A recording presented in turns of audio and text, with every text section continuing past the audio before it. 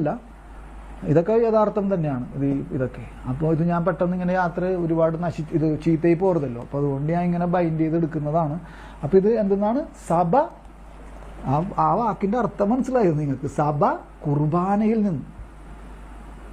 അതാണ് ഈശോ ചോദിച്ചത്, ബലിപീഠമാണോ അല്ലേ, ബലിയാണോ അല്ലേ, എന്താണ് വലുത് എന്നൊക്കെ ചോദിക്കണം.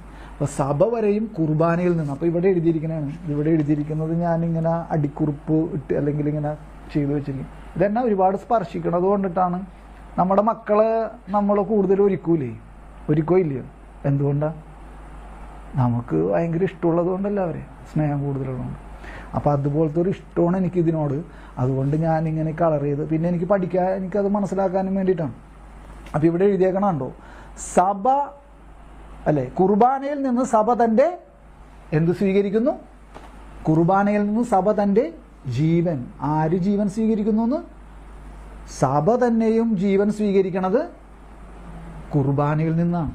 അപ്പോൾ പിന്നെ ആ കുർബാന നമ്മളെ സംബന്ധിച്ച് ഞാനാകുന്ന വിശ്വാസി അത് ഒഴിവാക്കിയാൽ നമ്മുടെ ജീവൻ നമുക്ക് ഉണ്ടാവോ? സഭ പോലും തൻ്റെ ജീവൻ സ്വീകരിക്കുന്നത് കുർബാനയിൽ നിന്നാണ്.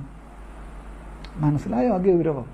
അപ്പോൾ പിന്നെ നമ്മൾ ഒരു കുർബാന ഡെയിലി അർപ്പിച്ചില്ലെങ്കിൽ ഉള്ളൊരവസ്ഥ ഒന്ന് ആലോചിച്ച് നോക്കും, നമുക്ക് ആ ജീവൻ ഉണ്ടാവും?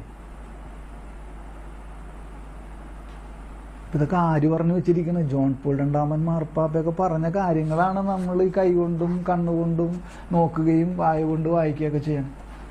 അപ്പം അതിന് തന്നെ